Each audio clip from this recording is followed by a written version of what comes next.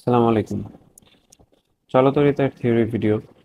চলতরিৎ সম্পর্কে এই চ্যাপ্টারে আমরা কি কি আলোচনা করব এখানে সব লেখা আছে। যে রোধের উষ্ণতা সহগ, জুলের তাপীয় ক্রিয়া, তড়িৎ চালক শক্তি বিভব পার্থক্য, প্রবাহ ঘনত্ব, ইলেকট্রনের তারণ বেগ, ওহমের সূত্র, রোধের নির্ভরশীলতা, তুল্য রোধ, শ্রেণী সমবায়, মিশ্র সমান্তরাল সমবায়ের ক্ষেত্রে তুল্য রোধ কি হবে, প্রত্যেকটা রোধের তড়িৎ প্রবাহের মান বের করবো আমরা। একাধিক কোষ থাকলে সেই ক্ষেত্রে তড়িৎ প্রবাহ কি হবে, কারশফস ল। কারশফস ল দিয়ে আমরা তড়িৎ প্রবাহ নির্ণয় করব। হুইটস্টোন ব্রিজের সাম্যাবস্থা, গ্যালভ্যানোমিটার, শান্ট, অ্যামিটারের পাল্লা বৃদ্ধি, মিটার ব্রিজ, এগুলা নিয়ে এই টপিকগুলো নিয়ে এখানে আমরা আলোচনা করব। তার প্রথম টপিকটা হচ্ছে রোধের উষ্ণতা সহগ। রোধের উষ্ণতা সহগ কি? তো রোধের উষ্ণতা সহগ একে প্রকাশ করা হয় আলফা দিয়ে। আলফা কি? রোধের উষ্ণতা সহগ হচ্ছে যে এইটা যদি একটা পরিবাহী তার হয়, এই পরিবাহী তারের রোধ 0 ডিগ্রি সেলসিয়াস তাপমাত্রায় এর যে রোধ সেটা ধরলাম R0। এখন আমি যদি টেম্পারেচার বাড়িয়ে দেই, এটার টেম্পারেচার বাড়িয়ে দেই, টেম্পারেচার বাড়ানোর কারণে কি হইতে পারে? এই তারের রোধ বাড়তে পারে। তো আমরা জানি পরিবাহী তারের ক্ষেত্রে তাপমাত্রা বাড়াইলে রোধ বাড়ে। তো 0 ডিগ্রি সেলসিয়াস টেম্পারেচার থেকে আমি যদি 50 ডিগ্রি সেলসিয়াস তাপমাত্রায় নিয়ে আসি, তখন তার এটা জন্য একটা রোধ পাওয়া যাবে, সেটা হচ্ছে আর। তো আমি বের করতে চাই যে তাহলে 60 ডিগ্রি সেলসিয়াস তাপমাত্রায় রোধ কত। তাহলে এখন আমরা কি করব? যে রোধের উষ্ণতা সহগ আলফা, এটা হচ্ছে 0 ডিগ্রি সেলসিয়াস তাপমাত্রায় কোনো তারের রোধ যা ছিল সেটা হচ্ছে জিরো। 0 ডিগ্রি সেলসিয়াস তাপমাত্রায় রোধ ছিল R0। 0 ডিগ্রি সেলসিয়াস তাপমাত্রায় রোধ ছিল R0। এখান থেকে টেম্পারেচার θ ডিগ্রি সেলসিয়াস বাড়াতে বা ডেল্টা থিটা, এটা হচ্ছে তাপমাত্রা পরিবর্তন বা একক বাড়াতে, তাপমাত্রা যদি আমি একক বাড়াই তাহলে রোধের যে বৃদ্ধি ঘটে সেটাই হচ্ছে রোধের উষ্ণতা সহগ। অর্থাৎ এই একটা পরিবাহী তার, এটার রোধ 0 ডিগ্রি সেলসিয়াস তাপমাত্রায় হচ্ছে R0। 0 ডিগ্রি সেলসিয়াস তাপমাত্রায় কোনো একটা তারের রোধ আমি যদি বাড়াইতে চাই তাহলে তাপমাত্রা বাড়াইতে হবে। তাহলে তাপমাত্রা একক বৃদ্ধি করলে এই তারের রোধটা যতটুকু বাড়লো, কতটুকু বাড়বে? R0 এর মান তো কম, আর এর মান বেশি, তাহলে R - R0 হবে। এখানে আর এর মানটা বেশি, R0 এর মান হচ্ছে কম, কারণ R0টা হচ্ছে 0 ডিগ্রি সেলসিয়াস তাপমাত্রার রোধ। তাহলে 0 ডিগ্রি সেলসিয়াস তাপমাত্রা কোনো তারের রোধ ছিল R0, তার টেম্পারেচার একক বাড়ালে রোধের যে বৃদ্ধি ঘটে সেটাই হচ্ছে রোধের উষ্ণতা সহগ। রোধের উষ্ণতা সহগের এককটা কি হবে? উপরে রোধের একক হচ্ছে ওহম, নিচে রোধের 0 ডিগ্রি সেলসিয়াস তাপমাত্রা রোধের একক এটা হচ্ছে ওহম। আর তাপমাত্রার পরিবর্তনের একক হচ্ছে কেলভিনও বলতে পারি আমরা, ডিগ্রি সেলসিয়াসও বলতে পারি। কারণ তাপমাত্রার পরিবর্তন যেটা ধরলাম আমরা, 0 ডিগ্রি সেলসিয়াস থেকে টেম্পারেচার হয়েছে 30 ডিগ্রি সেলসিয়াস, তাহলে তাপমাত্রা পরিবর্তন হচ্ছে 30। যদি কেলভিনে নেই, কেলভিনের 0 ডিগ্রি সেলসিয়াস সমান হচ্ছে 273 কেলভিন, 30 ডিগ্রি সেলসিয়াস মানে হচ্ছে 303 কেলভিন, তাহলে কেলভিনের পরিবর্তন হচ্ছে 30। তাহলে কেলভিনও নেওয়া যায় এখানে একক, ডিগ্রি সেলসিয়াসেও নেওয়া যায়। তো ওহম ওহম কাটা, তাহলে এককটা থাকবে হচ্ছে পার কেলভিন অথবা পার ডিগ্রি সেলসিয়াস। তাহলে আমরা কি বুঝলাম রোদের উষ্ণতা সহগ কি? যে 0 ডিগ্রি সেলসিয়াস তাপমাত্রায় কোনো তারের রোধ যা ছিল, এরপর টেম্পারেচার একক বাড়ালে এই তারের রোধ যতটুকু বৃদ্ধি পায় সেটাই হচ্ছে ওই তারের রোধের উষ্ণতা সহগ। তাহলে আমরা যদি এখানে ধরি যে 54.5 × 10⁻³ এত পার কেলভিন রোদের উষ্ণতা সহগ বলতে কি বোঝায়? তাহলে কোনো তারের যে রোদ 0 ডিগ্রি সেলসিয়াস তাপমাত্রায় যদি R0 হয়, এরপর টেম্পারেচার প্রতি একক কেলভিন বাড়ালে এর রোদ বৃদ্ধি পায় 54.5 × 10⁻³ এত ওহম করে। এর রোদ এত ওহম করে বৃদ্ধি পায় প্রতি ডিগ্রি সেলসিয়াস তাপমাত্রা বৃদ্ধিতে। আজকের ব্যাপারটা সবাই বুঝতে পারছেন? তাহলে এখানে আমরা একটা অঙ্ক করতে পারি। ছোটখাটো একটা অঙ্ক দেখি। তো এখানে একটা অঙ্ক দেয়া আছে যে 30 ডিগ্রি সেলসিয়াস তাপমাত্রায় কোনো তারের রোধ 20 ওহম হলে 50 ডিগ্রি সেলসিয়াস তাপমাত্রায় কত? আলফার মান দেওয়া আছে 54.5 × 10⁻² পার কেলভিন। তাহলে ম্যাথটা আমরা কিভাবে করব? এখানে আমরা সূত্রটা জানি, আর alpha is equal to R0 into delta theta, উপরে হচ্ছে R - R0, এটা হচ্ছে সূত্র। এখানে R0 যেটা সেটা কিন্তু 0 ডিগ্রি সেলসিয়াস তাপমাত্রায় রোধ, কিন্তু এখানে কোথাও কিন্তু 0 ডিগ্রি সেলসিয়াস তাপমাত্রায় রোধের মান দেওয়া নাই। তাহলে আমাদের বের করতে হবে আগে R0 এর মান। তাহলে alpha into R naught into delta theta এটা is equal to R minus R naught. R নটটাকে যদি এই পাশে নিয়ে আসি, alpha R naught plus delta theta, sorry into delta theta minus plus হয়ে যাবে আর নট, এটা ইজ ইকুয়াল টু আর।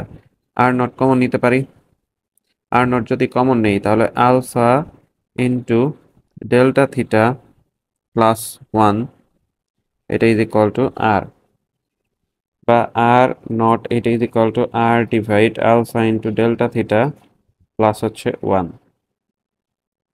তো এখানে আমাদের আর এর মান দেওয়া আছে, প্রথমে আর ওয়ান ধরলাম, এটা 30 ডিগ্রি সেলসিয়াস তাপমাত্রায় যে রোদ, কত রোদ, 20 ওহম, এটা হচ্ছে আর এর মান, আর ওয়ান এর মান। তাহলে এটার মান ধরলাম হচ্ছে 20 ওহম, ধরলাম না মানে দেওয়া আছে। আলফার মান কত, 54.5 ইন্টু 10⁻² দেওয়া আছে, কিন্তু তাপমাত্রা পরিবর্তন কত হয়েছে, তাপমাত্রা পরিবর্তন কিন্তু 30 ডিগ্রি সেলসিয়াস যেহেতু, তাহলে 0 থেকে 30 এর পরিবর্তন কত, 30, তাহলে এখানে ডেল্টা থিটার মান হবে হচ্ছে 30 প্লাস হচ্ছে 1। এটাকে ক্যালকুলেশন করি আমরা, 54.5 ইন্টু, সরি 20/54.5 ইন্টু 10⁻², গুণন হচ্ছে 30 যোগ 1, 1.1527, 1.1527 ওহম। অর্থাৎ এটা যেটা বের হইলো আর নটের মান, এটা কিন্তু 0 ডিগ্রি সেলসিয়াস তাপমাত্রায় রোদের মান বের হলো। 0 ডিগ্রি সেলসিয়াস তাপমাত্রায় রোদ 1.1527 ওহম। তো 0 ডিগ্রি সেলসিয়াস তাপমাত্রায় রোদ পেলাম, এখন আমরা কিন্তু হচ্ছে 50 ডিগ্রি সেলসিয়াস তাপমাত্রায় রোদের মানটা বের করব একই সূত্র দিয়ে। তাহলে 50 ডিগ্রি সেলসিয়াস তাপমাত্রায় রোদ কি হবে, 50 ডিগ্রি সেলসিয়াস তাপমাত্রায় আর, তাহলে সেম একই সূত্র আমরা এখানে বসাবো। আমরা জানি আলফা ইজ ইকুয়াল টু নিচে আর নট ইন্টু ডেল্টা থিটা, ওপরে আর টু মাইনাস আর ওয়ান দিলাম এবার, কারণ 50 ডিগ্রি সেলসিয়াস তাপমাত্রায় রোদের মানটা নির্ণয় করতে হবে। আমাদের এখান থেকে বের করতে হবে হচ্ছে আর টু এর মানটা, 50 ডিগ্রি সেলসিয়াস তাপমাত্রায় রোদ কত, আর টু এর মান বের করতে হবে। তাহলে alpha into R naught into delta theta, এটা is equal to R two minus R naught, তো বের করতে হবে আর টু। তাহলে আর টু এইটা is equal to R naught into alpha into delta theta plus হচ্ছে আর নট। আর নটের মান ছিল 1.1, কত ছিল, 1527, 1527, কিন্তু আলফার মান ছিল 54 কত ছিল, 54.5 ইন্টু 10⁻²। তাপমাত্রা পরিবর্তন এখন কিন্তু 0 ডিগ্রি সেলসিয়াস থেকে 50 ডিগ্রি সেলসিয়াসে নেওয়া হচ্ছে, তাহলে ডেল্টা থিটার মান হচ্ছে 50 প্লাস আর নটের মান হচ্ছে 1.1527, এটাকে এখন ক্যালকুলেশন করতে হবে। তাহলে এখানে যে মানটা পাইছিলাম তার সাথে যোগ হবে এই অংশটুকুর গুণ, 1.1527 গুণন হচ্ছে 54.5 ইন্টু 10⁻² গুণন হচ্ছে তাপমাত্রা পরিবর্তন 50, 32.568।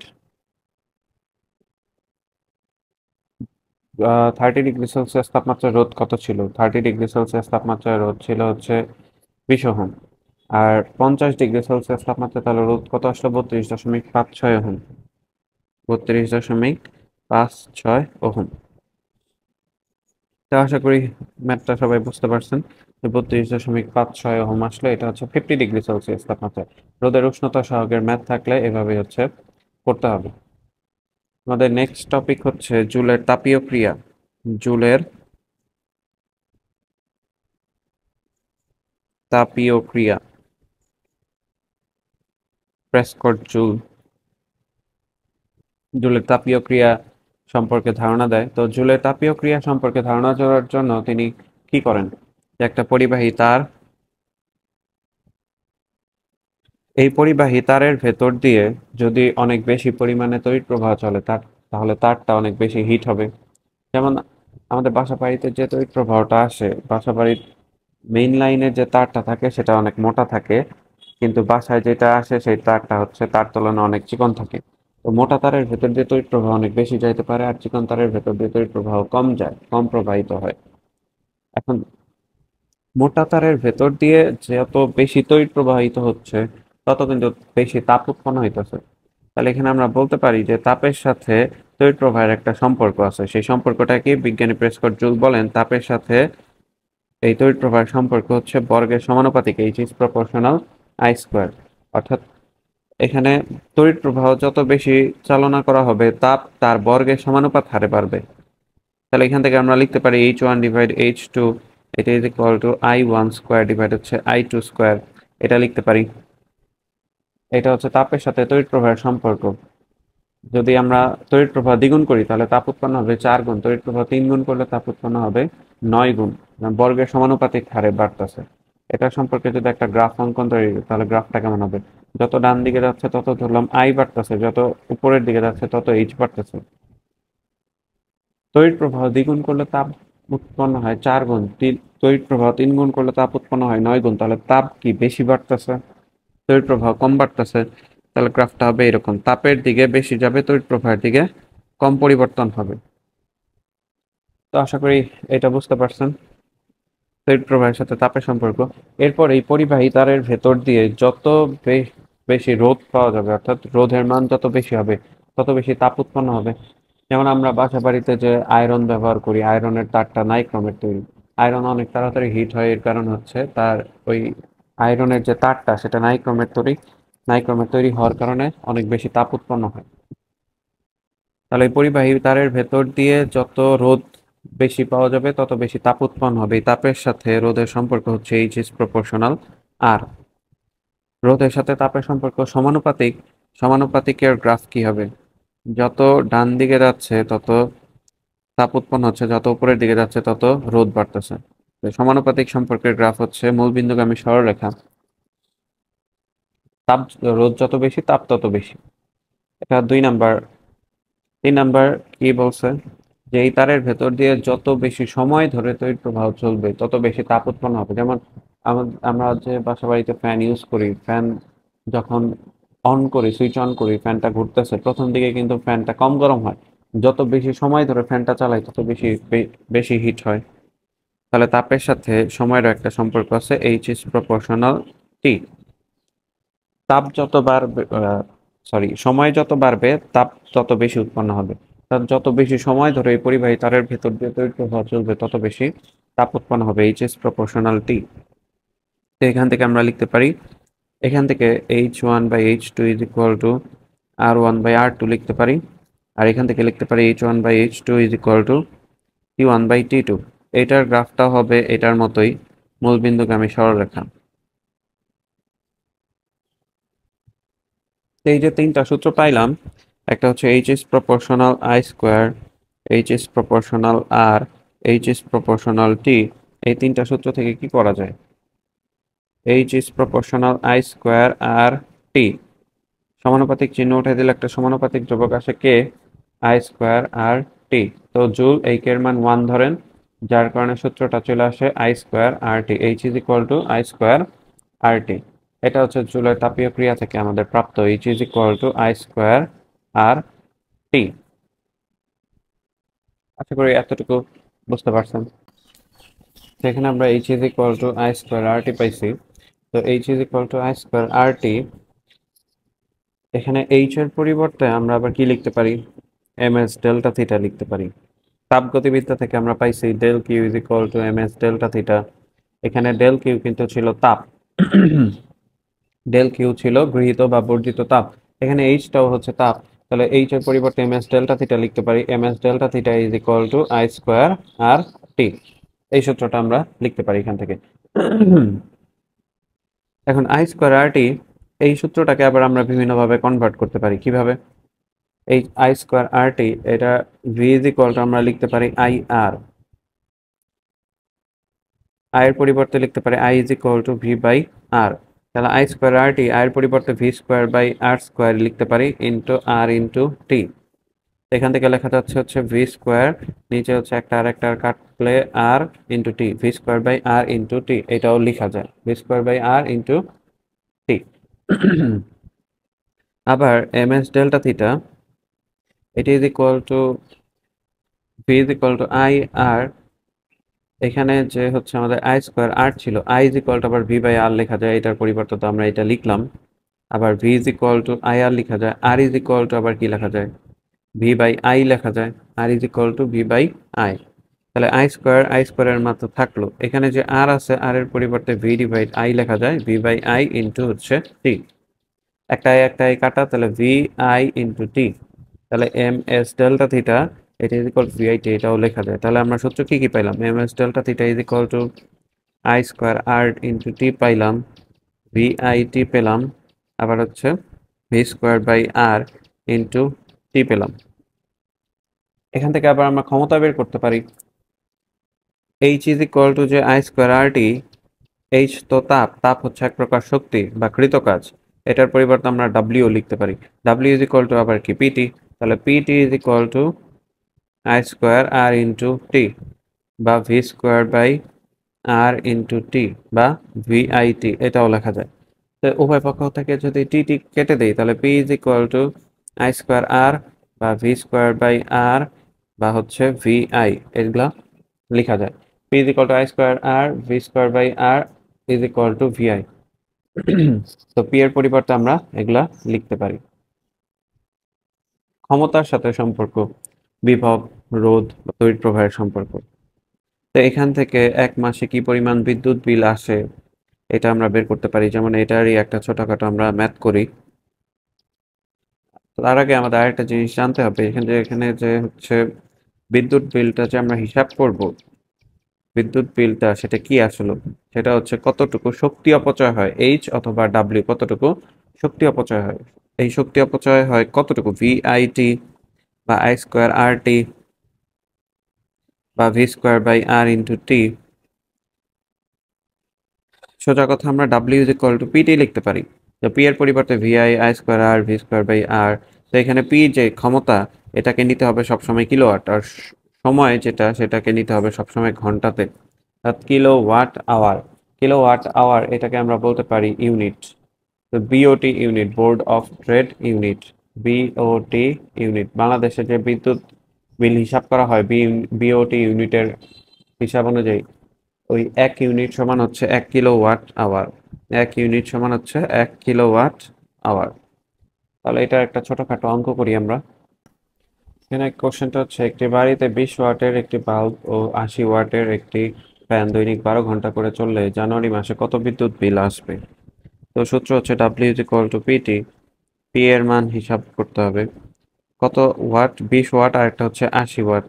তাহলে 20 + 80 টোটাল হচ্ছে 100 ওয়াট, এটাকে 1000 দিয়ে ভাগ করলে কিলোওয়াটে আসবে।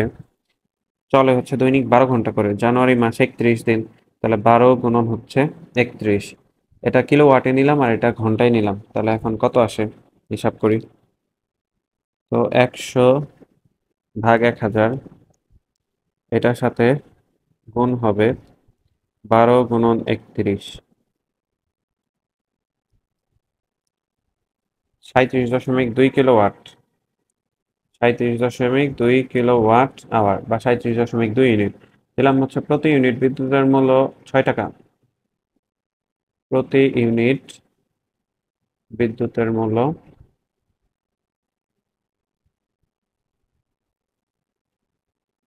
6 টাকা। তাহলে এক মাসে কত বিদ্যুৎ বিল আসবে,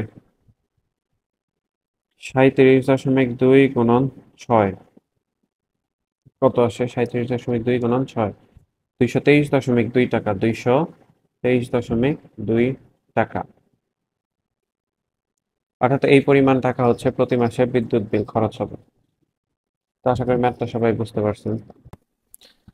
তো এখানে একটা ম্যাথ দেওয়া আছে, একটি রোধ কুণ্ডলীকে তরলে নিমজ্জিত করে এর ভেতর দিয়ে 1 অ্যাম্পিয়ার তড়িৎ প্রবাহ চালনা করলে 240 গ্রাম তরলের তাপমাত্রা 50 ডিগ্রি সেলসিয়াস বৃদ্ধি পায়। রোধ কুণ্ডলীর দুই প্রান্তের বিভব পার্থক্য কত। তরলের আপেক্ষিক তাপ দেওয়া আছে 1680 joule per kg per kelvin. এক্ষেত্রে উৎপন্ন তাপের 25% বিকিরণ পদ্ধতিতে অপচয় হয়।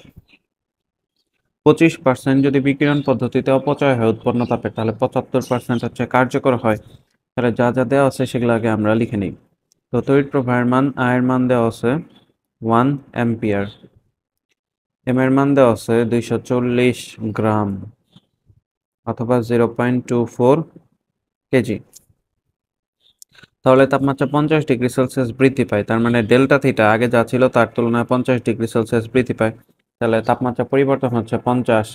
রোধকুণ্ডলীর দুই প্রান্তের বিভব পার্থক্য কত? ভি এর মান বের করতে বলছে।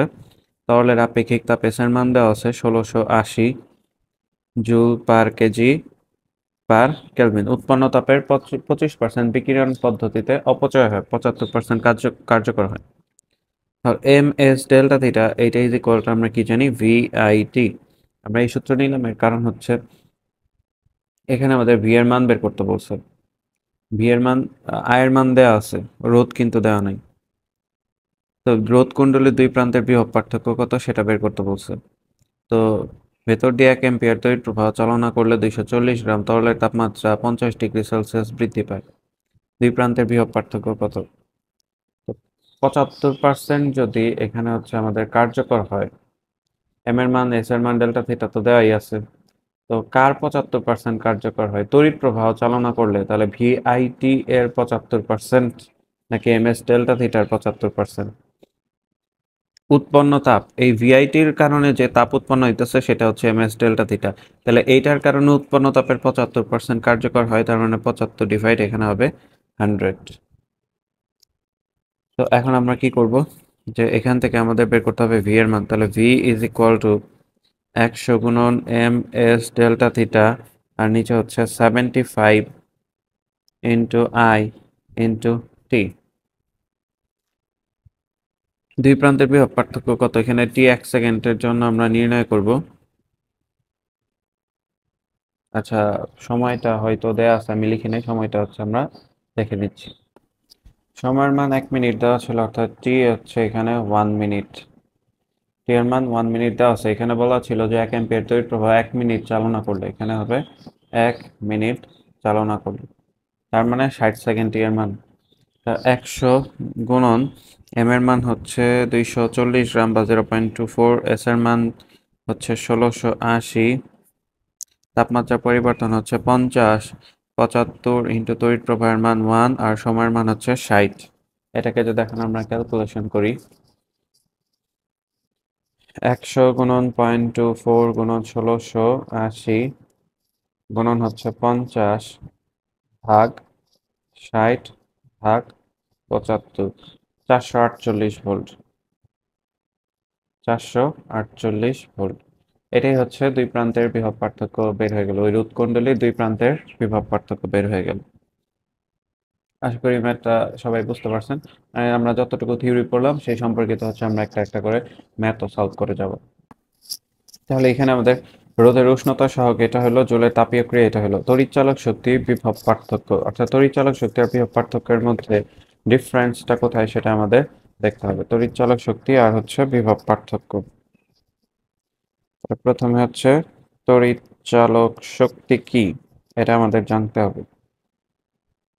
ইলেকট্রোমোটিভ ফোর্স বা তড়িৎচালক শক্তি, এটা যদি একটা সার্কিট হয়, এখানে একটা রোধ আছে, এখানে হচ্ছে সার্কিটের ভোল্টেজ সোর্স ই, ইলেকট্রোমোটিভ ফোর্স এইটাই হচ্ছে তড়িৎচালক শক্তি। এখানে একটা বাল্ব থাকতে পারে, বাল্বের অভ্যন্তরীণ রোধ থাকে। তো তড়িৎচালক শক্তি হচ্ছে একটা এটা সার্কিটের পজিটিভ প্রান্ত, মানে ভোল্টেজ সোর্সের পজিটিভ, এটা হচ্ছে নেগেটিভ। একটা একক ধনাত্মক আধানকে যদি এই তড়িৎ ক্ষেত্রে এই প্রান্ত থেকে সম্পূর্ণ বর্তনী ঘুরিয়ে আবার এই বিন্দুতে, অর্থাৎ আগে যে বিন্দু থেকে শুরু করা হয়েছে সেই বিন্দুতেই যদি নিয়ে আসি একক ধনাত্মক আধানকে, তাহলে যে পরিমাণ কাজ সম্পন্ন হয় সেটাই হচ্ছে তড়িৎচালক শক্তি। E is equal to W by Q. একক ধনাত্মক আধানকে তড়িৎ ক্ষেত্রে এক বিন্দু হতে সম্পূর্ণ বর্তনী ঘুরিয়ে আবার ওই বিন্দুতে আনতে যে পরিমাণ কাজ সম্পন্ন হয় সেটাই হচ্ছে তড়িৎচালক শক্তি। কাজের একক হচ্ছে জুল, আধানের একক হচ্ছে কুলম্ব। তাহলে জুল পার কুলম্ব অথবা ভোল্ট, এটাই হচ্ছে তড়িৎচালক শক্তির একক। জুল পার কুলম্ব অথবা ভোল্ট, আশা করি এটা বুঝতে পারছেন যে তড়িৎ চালক শক্তি হচ্ছে সার্কিটের এক বিন্দু হতে সম্পূর্ণ বর্তনী ঘুরিয়ে আবার ওই বিন্দুতে আনতে যে পরিমাণ কাজ সম্পন্ন হয় একক ধনাত্মক আধানকে। আর বিভব পার্থক্য তাহলে কি? Voltage difference.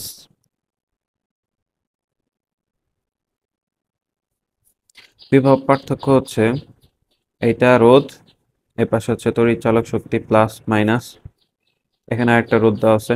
এটা এ বিন্দু ভি এ, এ বিন্দুর বিভব, এই বিন্দুর বিভব হচ্ছে ভিবি। একক ধনাত্মক আধানকে এ বিন্দু থেকে বি বিন্দুতে নিতে যে পরিমাণ কাজ সম্পন্ন হয়, অর্থাৎ এ থেকে বিতে যখন আমি যাব, এখানে একটা রোধ থাকার কারণে এখানে কিছু পরিমাণ বিভব লস হবে। যেখানে রোধ থাকবে সেখানে বিভব লস হবে। একক ধনাত্মক আধানকে এ থেকে বিতে নিতে যে পরিমাণ কাজ সম্পন্ন হয় সেটা হচ্ছে বিভব পার্থক্য। তার বিভব পার্থক্য নিচে একক ধনাত্মক আধান, উপরে যে পরিমাণ কাজ সম্পন্ন হয়, সেম একই সূত্র, জুল পার কুলম্ব এটার একক, অথবা ভোল্ট। দুইটার একক সেম, কিন্তু তড়িৎচালক শক্তি আর বিভব পার্থক্যের মধ্যে পার্থক্য কোথায়? একটা হচ্ছে সম্পূর্ণ বর্তনী ঘুরিয়ে আবার ওই বিন্দুতে নিতে হবে, আর এটা হচ্ছে এক বিন্দু থেকে অপর বিন্দুতে নিতে যে পরিমাণ কাজ সম্পন্ন হয় সেটা হচ্ছে বিভব পার্থক্য। তো আশা করি এইটুকু সবাই বুঝতে পারছেন। তাহলে তড়িৎচালক শক্তি বিভব পার্থক্যের পার্থক্য শেষ। এরপর হচ্ছে প্রবাহ ঘনত্ব। প্রবাহ ঘনত্ব কি? এটা যদি একটা পরিবাহী তার হয়, এই পরিবাহী তারের ভেতর দিয়ে, এই পরিবাহী তারের একক প্রস্থচ্ছেদের ক্ষেত্রফলের ভেতর দিয়ে যে পরিমাণ তড়িৎ প্রবাহিত হয় সেটাই হচ্ছে প্রবাহ ঘনত্ব। একক কোনো পরিবাহী তারের, কোনো পরিবাহী তারের একক প্রস্থচ্ছেদের ক্ষেত্রফলের ভেতর দিয়ে, একক প্রস্থচ্ছেদ ক্ষেত্রফলের, একক প্রস্থচ্ছেদ ক্ষেত্রফলের ভেতর দিয়ে যে পরিমাণ আধান প্রবাহিত হয়, ভেতর দিয়ে যে পরিমাণ আধান প্রবাহিত হয়, আধান প্রবাহিত হয়, সেটাই হচ্ছে প্রবাহ ঘনত্ব। প্রবাহ ঘনত্বকে আমরা প্রকাশ করতে পারি হচ্ছে সিগমা দ্বারা। প্রবাহ ঘনত্ব সিগমা ইজ ইকুয়াল টু, বা অন্য কোনো কিছু দ্বারা প্রকাশ করতে পারি। তো সিগমা ইজ ইকুয়াল টু আমরা কি লিখতে পারি? একক ক্ষেত্রফলের ভেতর দিয়ে, তাহলে নিচে হবে এ, যে পরিমাণ আধান প্রবাহিত হয়, উপরে হচ্ছে কিউ, বা এটাকে আমরা প্রবাহ ঘনত্বকে জে দ্বারাও প্রকাশ করতে পারি, J is equal to Q by A. আধানের একক হচ্ছে কুলম্ব, ক্ষেত্রফলের একক হচ্ছে মিটার স্কোয়ার।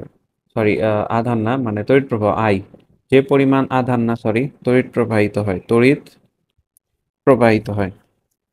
তাহলে উপরে হচ্ছে আই, আইয়ের একক হচ্ছে অ্যাম্পিয়ার, আর ক্ষেত্রফলের একক হচ্ছে মিটার স্কোয়ার, তাহলে অ্যাম্পিয়ার পার মিটার স্কোয়ার। এটা হচ্ছে প্রবাহ ঘনত্বের একক, অ্যাম্পিয়ার পার মিটার স্কোয়ার। অর্থাৎ কোনো পরিবাহীর তারের একক প্রস্থচ্ছেদ ক্ষেত্রফলের ভেতর দিয়ে যে পরিমাণ তড়িৎ প্রবাহিত হয় সেটা হচ্ছে প্রবাহ ঘনত্ব। আশা করি প্রবাহ ঘনত্ব বুঝতে পারছেন। এরপর আসা হচ্ছে ইলেকট্রনের তারণ বেগ। ইলেকট্রনের তারণ বেগ বলতে কি বোঝায়? ইলেকট্রনের তারণ বেগ, তারণ বেগ বলতে বোঝায় যদি এটা হচ্ছে একটা পরিবাহী তার হয়, এখন এই পরিবাহী তারের ভেতর দিয়ে তো হচ্ছে ইলেকট্রন প্রবাহিত হবে, এদিকে বরাবর ধরলাম ইলেকট্রন প্রবাহিত হচ্ছে, তার উল্টা দিকে হবে তড়িৎ প্রবাহ। তো ইলেকট্রন সবগুলার বেগ কিন্তু সেম একই রকম হয় না, কোনোটা বেগ বেশি হয়, কোনোটা কম হয়, কোনোটা হচ্ছে এই তারের বডিতে সংঘর্ষ হয়, সংঘর্ষের কারণে বেগের পরিবর্তন হয়। তাহলে এতগুলো ইলেকট্রন যেহেতু যাচ্ছে, এই ইলেকট্রনগুলোর গড় বেগটাই হচ্ছে তারণ বেগ। অর্থাৎ অসংখ্য ইলেকট্রন যে এই তারের ভেতর দিয়ে যাচ্ছে, তা সেই সকল ইলেকট্রনের গড় বেগটাই হচ্ছে ইলেকট্রনের তারণ বেগ। তো তারণ বেগ নির্ণয়ের জন্য আমরা কোন সূত্র ইউজ করতে পারি? I is equal two N A ভিই। এই সূত্র, এখানে আছে আইটা কিন্তু তড়িৎ প্রবাহ, আই কিন্তু তারণ বেগ না, ভিটা হচ্ছে তারণ বেগ। V is equal to I divide N A E, I divide N A E. আইকে আমরা তো তড়িৎ প্রবাহ বলতে পারি, তড়িৎ প্রবাহী হবে। এন হচ্ছে একক আয়তনে ইলেকট্রন সংখ্যা, একক আয়তনে ইলেকট্রন সংখ্যা, একক আয়তনে ইলেকট্রন সংখ্যা। এ হচ্ছে ক্ষেত্রফল, আর ই হচ্ছে ইলেকট্রনের আধান। ইলেকট্রনের আধান। ই হচ্ছে ইলেকট্রনের আধান। তো এন একক আয়তনে ইলেকট্রন সংখ্যা, এ হচ্ছে ক্ষেত্রফল, ই হচ্ছে ইলেকট্রনের আধান। আর ভি, ভিটা হচ্ছে ইলেকট্রনের তারণ বেগ। এখানে ভিটা হচ্ছে ইলেকট্রনের তারণ বেগ। V is equal to I divide N A E. এখন প্রবাহ ঘনত্বের সাথে এটার একটা সম্পর্ক আমরা নিতে পারি, যেমন J is equal to I divide A. J is equal to I এর পরিবর্তে কি লেখা যায়, এন এ ভি ই লেখা যায়। নিচে হচ্ছে এ আছে, তাহলে এ এ কাটা, J is equal two N V E. এটা কিন্তু প্রবাহ ঘনত্বের সাথে তারণ বেগের একটা সম্পর্ক। যে হচ্ছে প্রবাহ ঘনত্ব, এন একক আয়তনে ইলেকট্রন সংখ্যা, ভি হচ্ছে ইলেকট্রনের তারণ বেগ, আর ই হচ্ছে ইলেকট্রনের আধান। তো এই সূত্র দিয়ে হচ্ছে ছোটখাটো এমসিকিউ আসতেও পারে, নাও আসতে পারে, তবে তারপরে মনে রাখা ভালো।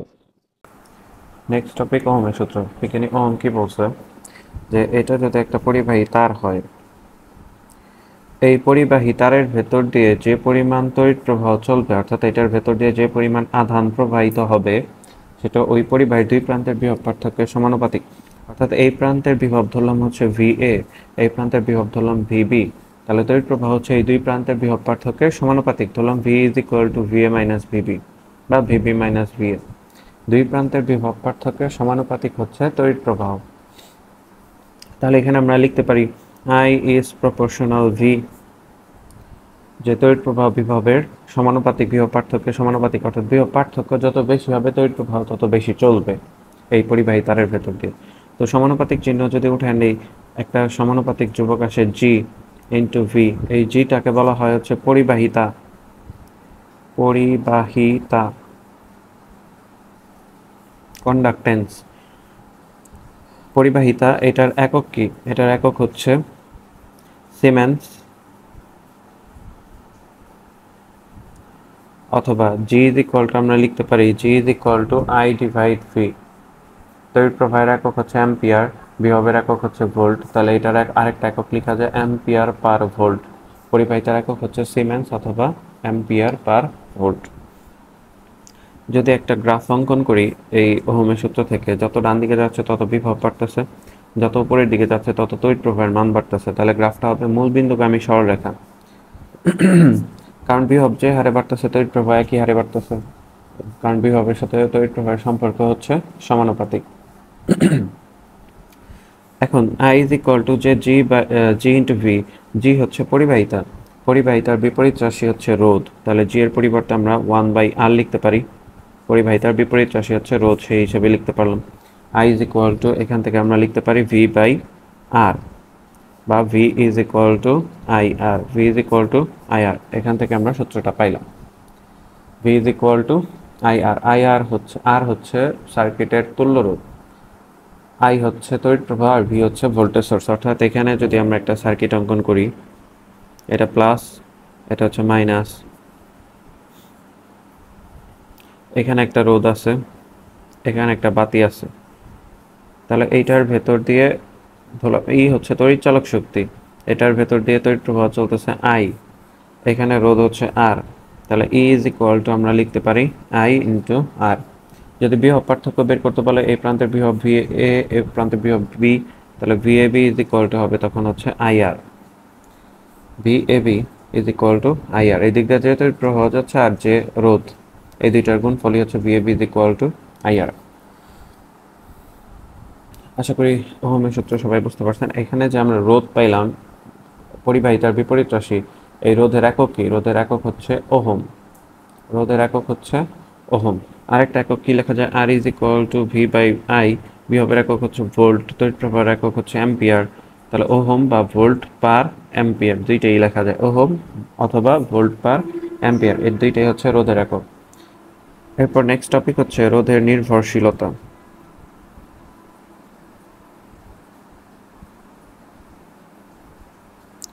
রোধের নির্ভরশীলতা। রোধ চারটা জিনিসের উপর নির্ভর করে। একটা হচ্ছে পরিবাহীর দৈর্ঘ্য, পরিবাহীর দৈর্ঘ্য। 2 নাম্বার প্রস্থচ্ছেদের ক্ষেত্রফল, প্রস্থচ্ছেদের ক্ষেত্রফল এটা। 3 নাম্বার হচ্ছে তাপমাত্রা, আর 4 হচ্ছে উপাদান। কম্পোনেন্ট। অর্থাৎ কি দিয়ে পরিবাহিতা তৈরি? তাপমাত্রার সাথে সম্পর্ক কি রোধের? তাপমাত্রার সাথে কিন্তু কোনো সমানুপাতিক ব্যস্তানুপাতিক সম্পর্ক নাই, কিন্তু তাপমাত্রা বাড়লে রোধ বাড়ে। তাপমাত্রা বাড়লে রোধও বাড়বে। এটা পরিবাহীর ক্ষেত্রে। অর্ধপরিবাহী হইলে কিন্তু আবার তাপমাত্রা বাড়লে রোধ কমে। উপাদানের উপর ডিপেন্ড করে, যেমন নাইক্রোমের তারের রোধ একরকম, নাইক্রোম এর তারের রোধ বেশি, তামার তারের রোধ একরকম। নাইক্রোম, তামা এগুলো হচ্ছে উপাদান। যে উপাদানের তৈরি হবে ওই পরিবাহী তারটা উপাদান ভেদে তার তুল্য রোধও ভিন্ন, তার রোধও হচ্ছে ভিন্ন ভিন্ন হইতে পারে। এরপর হচ্ছে পরিবাহীর দৈর্ঘ্য আর প্রস্থচ্ছেদের ক্ষেত্রফলের উপর কিভাবে ডিপেন্ড করে, এখন আমরা সেটা দেখি। পরিবাহীর দৈর্ঘ্য ও রোধের সম্পর্ক কি? যে এটা একটা পরিবাহী তার, এটা আরেকটা পরিবাহী তার, এই দুইটা তারের ক্ষেত্রে প্রস্থচ্ছেদের ক্ষেত্রফল একই হইতে হবে। অর্থাৎ এই এই অংশটুকু হচ্ছে প্রস্থচ্ছেদ, এইটার প্রস্থচ্ছেদের ক্ষেত্রফল যা, এটার প্রস্থচ্ছেদের ক্ষেত্রফল তাই হইতে হবে। উপাদান সেম হইতে হবে, অর্থাৎ একই উপাদানে তৈরি হইতে হবে। তাপমাত্রাও টেম্পারেচার কনস্ট্যান্ট হইতে হবে। তাহলে তিনটা জিনিস যদি কনস্ট্যান্ট হয় তাহলে পরিবাহীর দৈর্ঘ্যের সাথে রোধের সম্পর্ক হচ্ছে আর ইজ প্রপোর্শনাল হচ্ছে এল। আর ইজ প্রপোর্শনাল এল। দৈর্ঘ্য যত বৃদ্ধি পাবে রোধের মানও তত বাড়বে, কারণ এই তারের ভেতর দিয়ে আধান চলাচলে বাধাপ্রাপ্ত কম হয়, এই তারের ভেতর দিয়ে আধান চলাচলের সময় বাধাপ্রাপ্ত বেশি হয়। এই জন্য আমরা বলতে পারি দৈর্ঘ্যের সাথে রোধের সম্পর্ক হচ্ছে সমানুপাতিক সম্পর্ক। তো এইখান থেকে আমরা কি লিখতে পারি যে R1/R2 এটা ইজ ইকুয়াল টু L1/L2, অর্থাৎ দৈর্ঘ্য বৃদ্ধি পেলে রোধের মানও কি বৃদ্ধি পাবে। এই সমানুপাতিক সম্পর্ক থেকে আমরা এটা লিখতে পারি। তাহলে সবকিছুই যদি কনস্ট্যান্ট থাকে, একটা পরিবাহীর দৈর্ঘ্য যদি 3 গুণ হয় তাহলে রোধও হবে হচ্ছে 3 গুণ। এরপর 2 নাম্বার, আর এটার থেকে যদি একটা গ্রাফ অঙ্কন করি, যত ডান দিকে যাচ্ছে দৈর্ঘ্য বাড়তেছে, যত উপরে যাচ্ছে রোধ বাড়তেছে, তাহলে দৈর্ঘ্য যত বাড়বে রোধের মানও তত বাড়বে। কিন্তু সেটা কিন্তু একটা নির্দিষ্ট সীমা পর্যন্ত, দৈর্ঘ্য বাড়াইতে বাড়াইতে যদি তারটা ছিঁড়ে যায় তখন তো হচ্ছে আর তড়িৎ প্রবাহ পাওয়া যাবে না। এরপর প্রস্থচ্ছেদের ক্ষেত্রফল এর সাথে রোধের সম্পর্ক। প্রস্থচ্ছেদের ক্ষেত্রফল, এটা হচ্ছে একটা পরিবাহী তার, এটা আরেকটা পরিবাহী তার। দুইটা তারের দেখা যাচ্ছে যে দৈর্ঘ্য সমান, দুইটা তারেরই দৈর্ঘ্য সমান নিচ্ছে, কিন্তু ডিফারেন্টটা হচ্ছে এই তারের প্রস্থচ্ছেদের ক্ষেত্রফল বেশি, এই তারের প্রস্থচ্ছেদের ক্ষেত্রফল কম।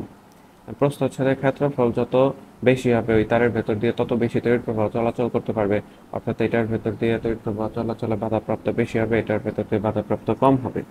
তাহলে এই ক্ষেত্রে আমরা বলতে পারি যে প্রস্থচ্ছেদের ক্ষেত্রফলের সাথে রোধের সম্পর্ক হচ্ছে আর ইজ প্রপোর্শনাল 1/a।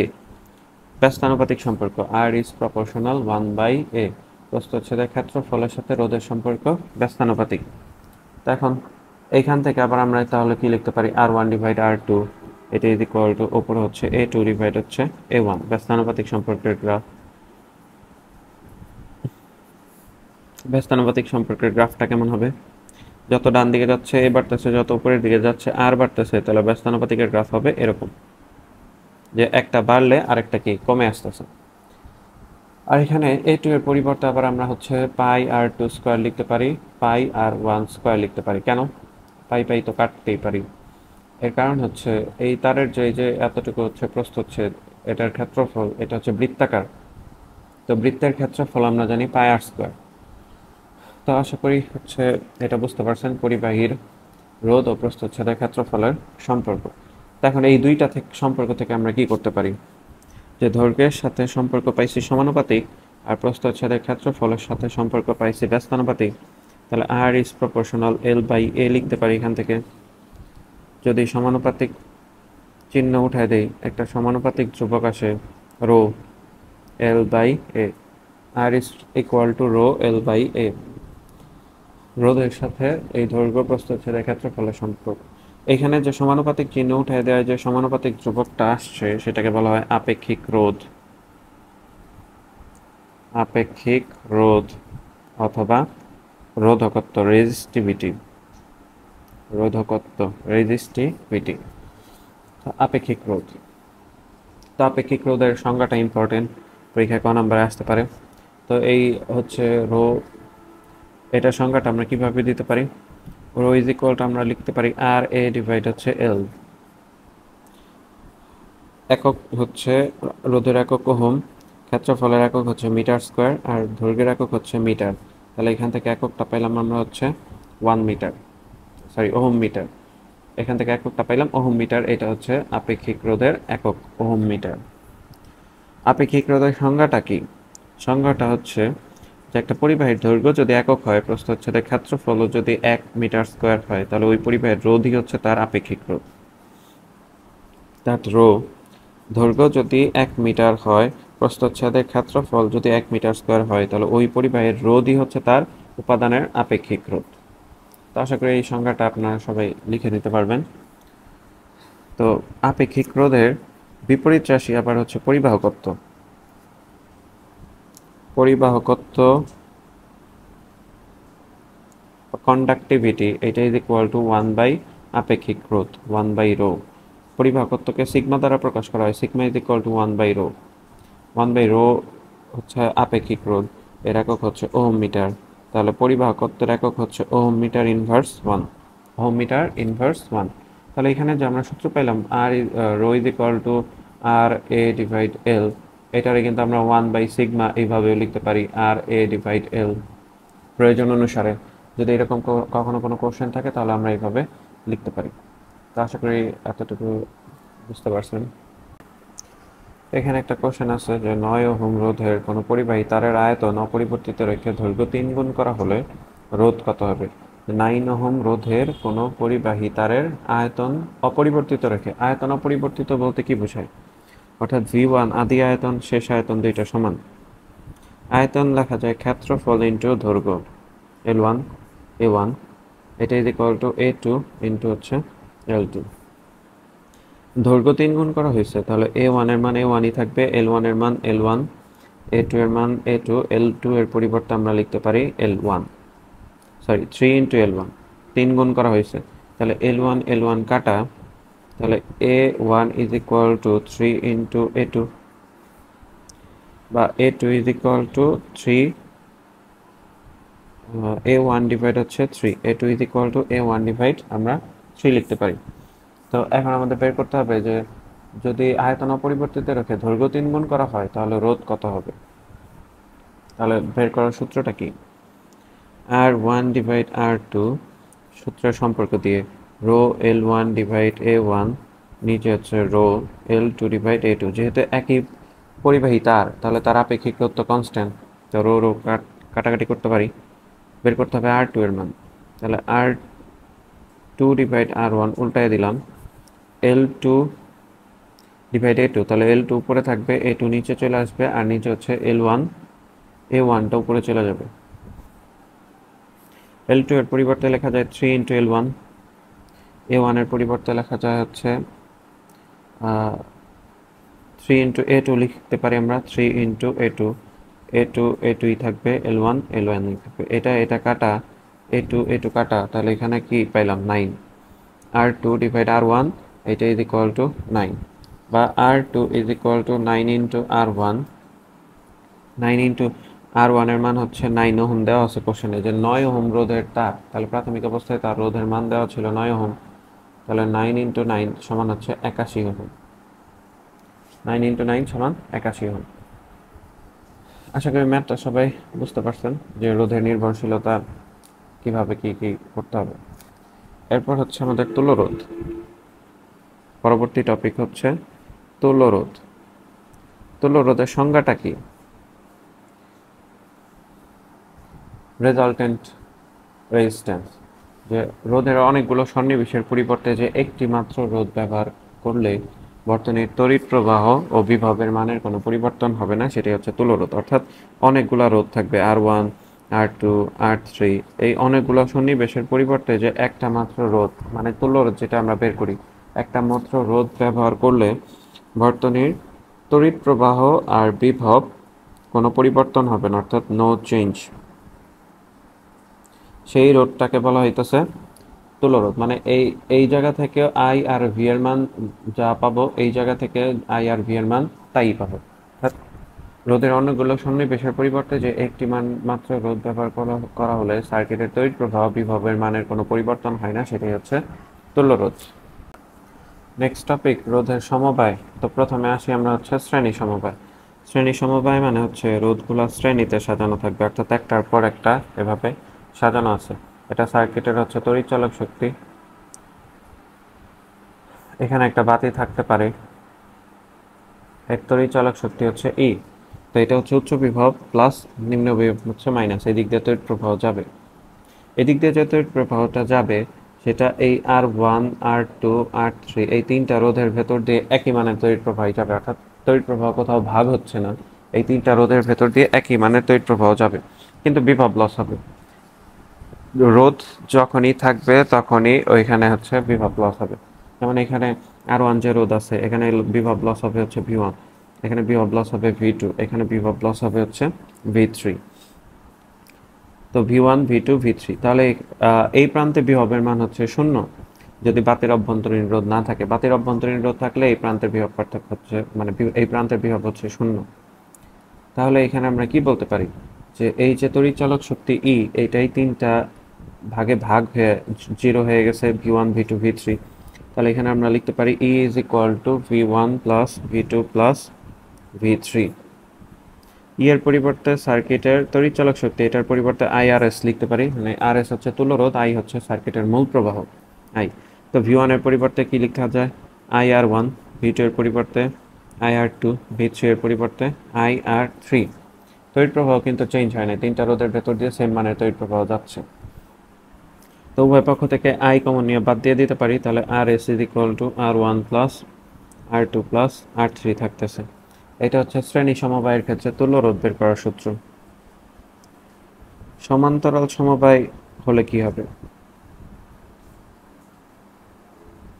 শ্রেণী বা সিরিজ, সমান্তরাল বা প্যারালাল।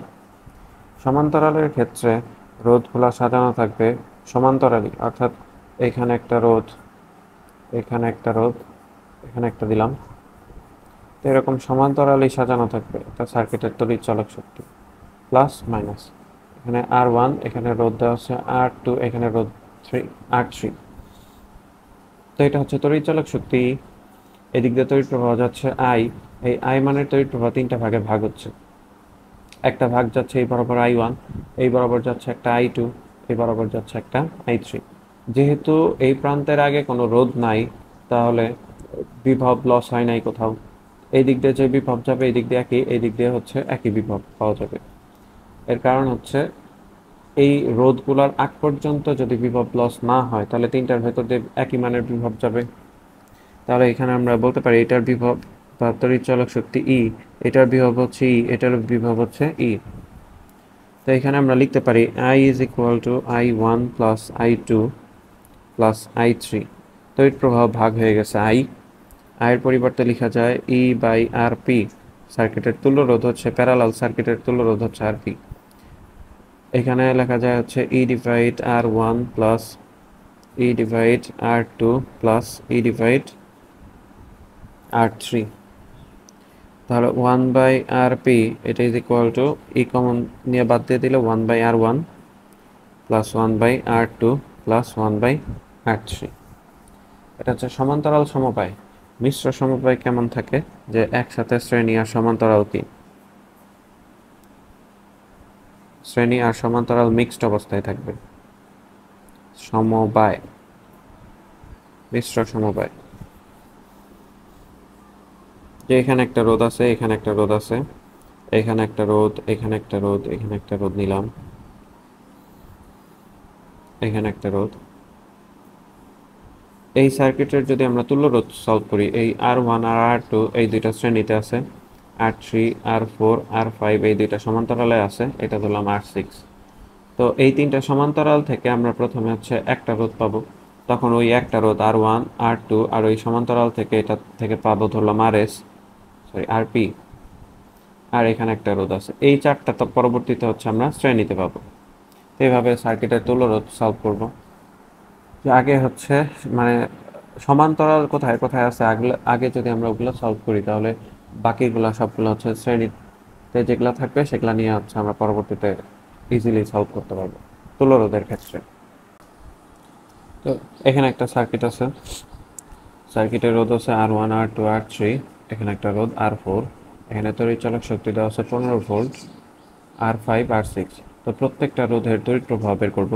এই প্রান্ত ধরলাম এটা হচ্ছে এ বিন্দু, এই প্রান্ত ধরলাম এটা বি বিন্দু, এ আর বি বিন্দুর বিভব পার্থক্য নির্ণয় করব এই সার্কিটের ক্ষেত্রে। তাহলে এটা যদি আমরা করতে চাই, আমাদের ফার্স্ট কাজ হচ্ছে এই পুরো সার্কিটের তুল্য রোধ নির্ণয় করা। এই সার্কিটে প্রথমে এই R1 R2 R3 এই তিনটা রোধ হচ্ছে শ্রেণীতে আছে। R1 R2 ও R3 রোধ শ্রেণীতে। তো এটার জন্য আগে তুল্য রোধ বের করতে হবে। RS is equal to R1 plus R2 plus R3। R1 এর মান 3 প্লাস R2 এর মান 2 প্লাস R3 এর মান হচ্ছে 2, 4 4 আর 3 যোগ করলে 7 ওহম। এই অংশটুকুর তুল্য রোধ পাইলাম হচ্ছে 7 ওহম। R4 এর মান দেওয়া আছে 4 ওহম। এখন সার্কিটটা দেখতে হবে এরকম, এখানে একটা রোধ, এখানে একটা রোধ, এখানে একটা। সার্কিটটা দেখতে এখন এরকম হবে। এই অংশটুকুর তুল্য রোধ পাইছি 7 আর এই অংশটুকু 4। এই দুইটা এখন সমান্তরাল আছে, কারণ এই পয়েন্টে তড়িৎ প্রবাহ দুইটা ভাগে ভাগ হয়েছে, একটা এদিকে যাচ্ছে আর একটা এদিকে যাচ্ছে। এই তিনটা শ্রেণীতে চলে, কারণ এই তিনটার ভেতর দিয়ে একই মানে তড়িৎ প্রবাহ যাচ্ছে, কোথাও তড়িৎ প্রবাহ ভাগ হয় নাই। তো এখন এখন আমরা কি করব, এই 7 আর 4 ওহম এই দুইটা রোধ সমান্তরালে আছে। তাহলে 1/RP এটা ইজ ইকুয়াল টু 1/7 প্লাস 1/4। 7 4 7 28 লসাগু। তাহলে উপরে হচ্ছে 4 যোগ 7, উপরে হচ্ছে 11 11 ডিভাইড হচ্ছে 28, বা RP is equal two 28 divide হচ্ছে 11। RP এর মান কত? 28 ভাগ হচ্ছে 11, 2.5454 2.5454 ওহম। এরপর সার্কিটটা দেখতে কেমন হবে? এখানে একটা রোধ, এখানে একটা, এই তিনটা এখন শ্রেণীতে আছে। এখানে আমরা পাইলাম 2.5454, এখানে আছে হচ্ছে 3 ওহম আর এখানে আছে হচ্ছে 5 ওহম। তাহলে এই তিনটা হচ্ছে শ্রেণীতে আছে। অর্থাৎ RP, তারপর হচ্ছে R5 ও R6 শ্রেণীতে। এই তিনটার তুল্য রোধ বের করতে হবে। RS2 ইজ ইকুয়াল টু আমরা লিখতে পারি RP প্লাস R5 প্লাস হচ্ছে R6। RP এর মান 2.5454, R5 এর মান হচ্ছে 3 ওহম আর R6 এর মান হচ্ছে 5 ওহম। তাহলে এখানে টোটাল 8 আর 2, তাহলে 10.5454 ওহম। এটা পাইলাম সার্কিটের তুল্য রোধ, হোল সার্কিটের তুল্য রোধ পেলাম এটা। তাহলে এখন তড়িৎ প্রবাহ বের করা যাবে। I is equal two E divide R। E এর মান হচ্ছে 15 ভোল্ট আর R এর মান হচ্ছে 10.5454। 15 ভাগ 10.5454, 1.422, 1.422 অ্যাম্পিয়ার। এটা হচ্ছে সার্কিটের মূল প্রবাহ পেলাম। এখন আমাদের বের করতে হবে এই যে এই তিনটা রোধ যেহেতু শ্রেণীতে আছে, এই দিক দিয়ে কিন্তু একই মানের তড়িৎ প্রবাহ তিনটার ভেতর দিয়ে যাবে। এই দিক দিয়ে যাবে হচ্ছে I2, আর এই পয়েন্টটা আইসা এই I1 আর I2 এই পয়েন্টটা আইসা মিলিত হবে, অর্থাৎ এই দুইটা মিলিত হয়ে এই দিক দিয়ে একই মানের তড়িৎ প্রবাহ যাবে। তাহলে এই অঙ্কটা আমরা হচ্ছে ওই I1 I2 এর মানটা দুইভাবে করতে পারি, একটা হচ্ছে বিভব পার্থক্য বের করে আর একটা হচ্ছে বিভব পার্থক্য ছাড়া। তো দুইটাই দেখাচ্ছি। প্রথমে হচ্ছে বিভব পার্থক্য বের করে দেখাচ্ছি। তো ওই পাশে গেলে সার্কিটটা আবার রাখতে হবে, এর জন্য হচ্ছে এই পাশেই অ্যান্সার করে ফেলি। তাহলে প্রথমে VAB বের করতে হবে। VAB বের করার ওয়ে হচ্ছে I ইন্টু R। এই পয়েন্টে তড়িৎ প্রবাহ আসছে কত? এই পয়েন্টে তো সার্কিটের মূল যে প্রবাহ 1.422 অ্যাম্পিয়ার, এইটা এই পয়েন্টে আসছে, এরপরে এটা ভাগ হয়েছে। তাহলে এই দুই বিন্দু বিভব পার্থক্য হচ্ছে এই পয়েন্টে কত তড়িৎ প্রবাহ আসছে আর এই দুই পয়েন্টের মধ্যে টোটাল তুল্য রোধ কত। এই দুই পয়েন্টের মধ্যে রোধ আছে হচ্ছে এই চারটা, এই চারটার জন্য তুল্য রোধ আমরা পাইছি হচ্ছে 2.5454। তাহলে VAB is equal two IR, এর মান হচ্ছে 2.5454 ইন্টু R। ও সরি, এটাই হচ্ছে R এর মান, এটা হচ্ছে R এর মান, আর I এর মান হইতেছে 1.422 অ্যাম্পিয়ার। তাহলে 2.5454 গুণন 1.422, 3.62 ভোল্ট। এটা হচ্ছে ওই দুই বিন্দুর বিভব পার্থক্য। এই বিভব পার্থক্য দিয়ে আমরা I1 আর I2 বের করতে পারবো। যেমন I1 ইজ ইকুয়াল টু কি হবে, VAB ডিভাইড হচ্ছে I1, মানে এই দিক দিয়ে R1 R2 R3 এর ভেতর দিয়ে কত তড়িৎ প্রবাহ যাচ্ছে, এই তিনটা রোধের ভেতর দিয়ে একই মানে তড়িৎ প্রবাহ যাবে। তাহলে আমরা যদি R1 এর ভেতর দিয়ে কত তড়িৎ প্রবাহ বের করতে বলে, R2 এর ভেতরে R3 এর ভেতরে কত তড়িৎ প্রবাহ গেছে, এটা যদি বের করতে বলে, তিনটার তড়িৎ প্রবাহের মান সেম। তো এখন আমাকে যদি বলে R1 এর ভেতর দিয়ে কত তড়িৎ প্রবাহ গেছে, এখানে কিন্তু VAB ডিভাইড R1 হবে না, কারণ এই তিনটার ভেতর দিয়ে একই মানের তড়িৎ প্রবাহ যায় শ্রেণীতে আছে। তাহলে এই তিনটা রোধের যোগফল হবে হচ্ছে এখানে, অর্থাৎ R1 plus R2 plus R3 হবে। যদি R2 এর তড়িৎ প্রবাহ বের করতে বলতো তাহলে আমাদের R1 plus R2 plus R3 দিয়ে ভাগ করতে হতো।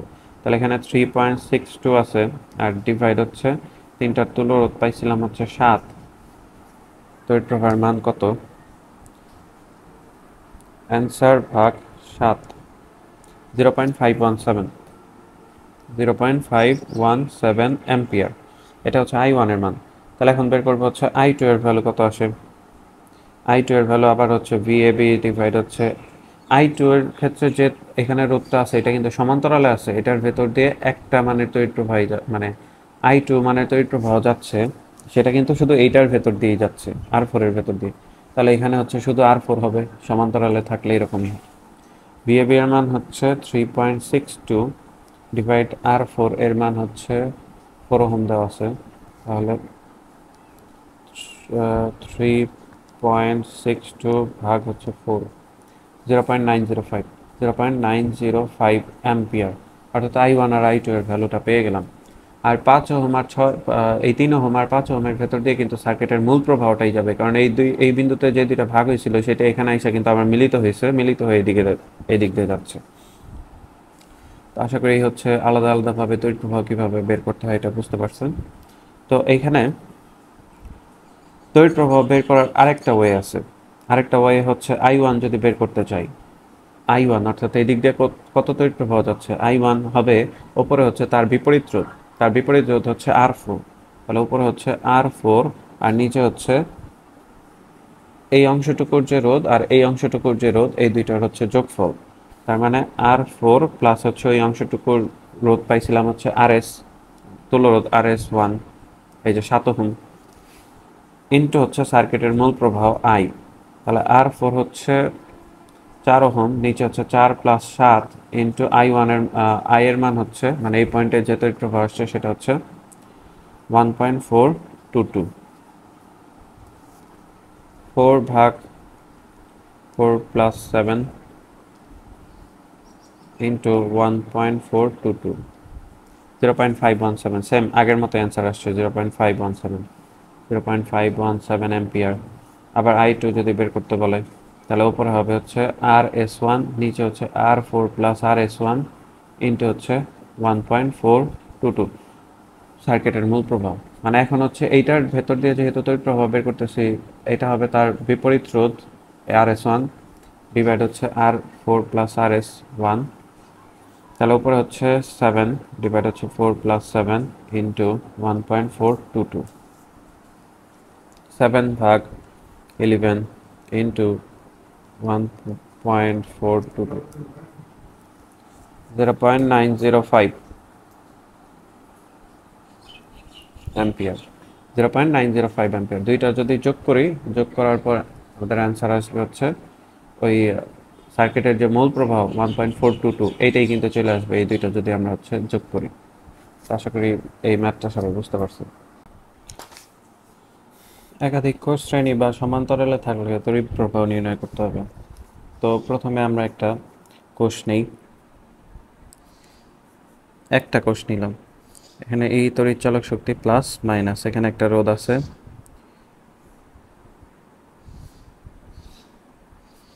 এই রোধটা হচ্ছে আর এইখানে যে এই তড়িৎ চালক শক্তি আছে এখানে একটা অভ্যন্তরীণ রোধ আছে ছোট হাতের r।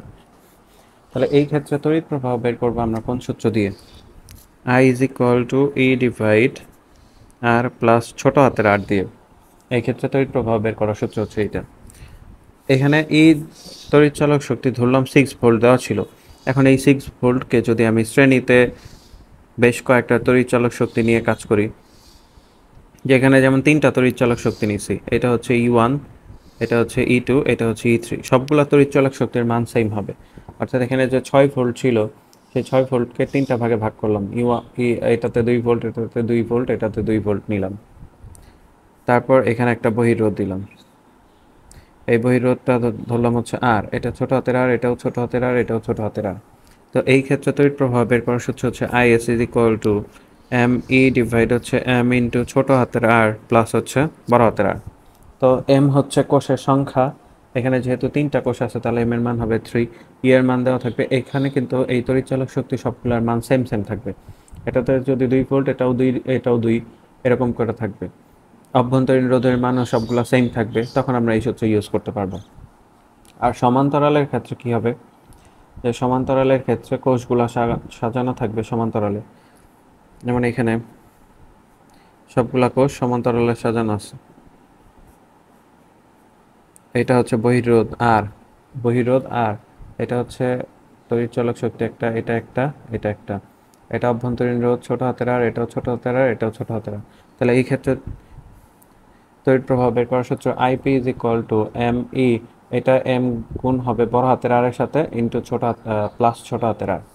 তো এই ক্ষেত্রে যদি আমরা তড়িৎ প্রবাহের মান হিসাব করি, যে ই এর একটা মান নিয়ে দেখা যাবে যে এই ক্ষেত্রে তড়িৎ প্রবাহের মান সব থেকে বেশি আসতেছে, তারপরে এই ক্ষেত্রে, তারপরে এই ক্ষেত্রে, অর্থাৎ সমান্তরালে যদি কোষগুলো সাজানো থাকে সেই ক্ষেত্রে তড়িৎচালক শক্তির মান সব থেকে কম আসবে।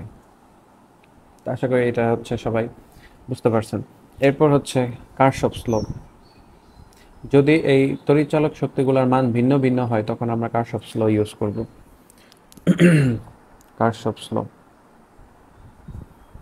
কারশফসের দুইটা সূত্র, একটা হচ্ছে কারশফস কারেন্ট ল বা কেসিএল, যেটাকে বলি আমরা কারশফস কারেন্ট ল। কেসিএল কি, যে একটা পয়েন্ট ধরলাম, এটা একটা পয়েন্ট, এই পয়েন্টে হচ্ছে কিছু কারেন্ট এন্টারিং হচ্ছে, অর্থাৎ I1, এটা হচ্ছে I3, এটা হচ্ছে I2, বের হয়ে যাচ্ছে ধরলাম I4, বের হয়ে যাচ্ছে I5। তাহলে এই পয়েন্টে টোটাল যে entering current I1 plus I2 plus I3, এটা ইজ ইকুয়াল টু হবে টোটাল আউটগোয়িং কারেন্ট, অর্থাৎ I4 প্লাস I5। তাহলে I1 plus I2 plus I3, এটা ইজ ইকুয়াল টু লিখতে পারি আমরা I4 plus I5। I1 plus I2 plus I3, I4 আর I5কে যদি এই সাইডে নিয়ে আসি তাহলে মাইনাস I4 মাইনাস I5 হয়, এটা ইজ ইকুয়াল টু 0। বা summation of I is equal two, এখানে আমরা শূন্য লিখতে পারি, summation of I is equal two 0। অর্থাৎ এই পয়েন্টে মোট যে তড়িৎ প্রবাহের মান, তড়িৎ প্রবাহের সমষ্টি সব ইন্টারিং আর আউটগোয়িং দিয়ে মোট সমষ্টি হচ্ছে 0। এরপর হচ্ছে কারশফস ভোল্টেজ ল, KVL। কারশফস ভোল্টেজ লকে, এটা যদি হচ্ছে একটা সার্কিট হয়, এখানে একটা রোধ, এখানে একটা রোধ, এখানে একটা রোধ থাকতে পারে, তাহলে এটা হচ্ছে R1, এটা হচ্ছে R2, এটা R3 রোধ।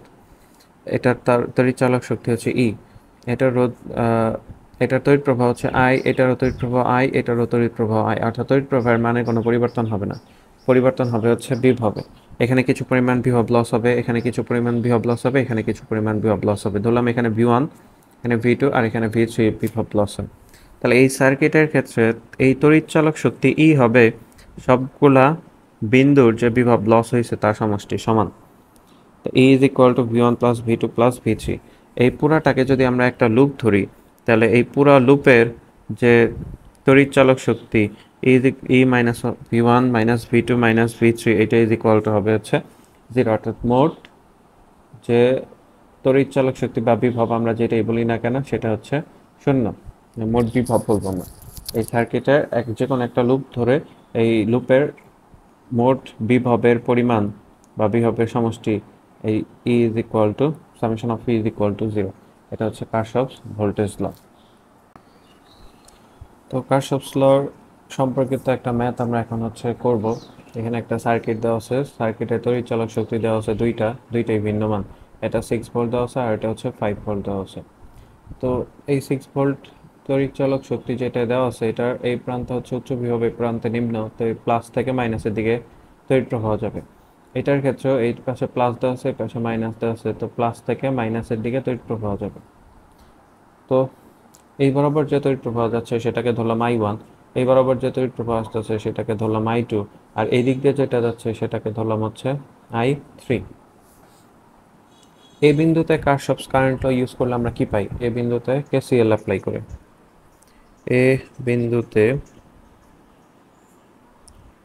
কেসিএল অ্যাপ্লাই করে আমরা কি পাই?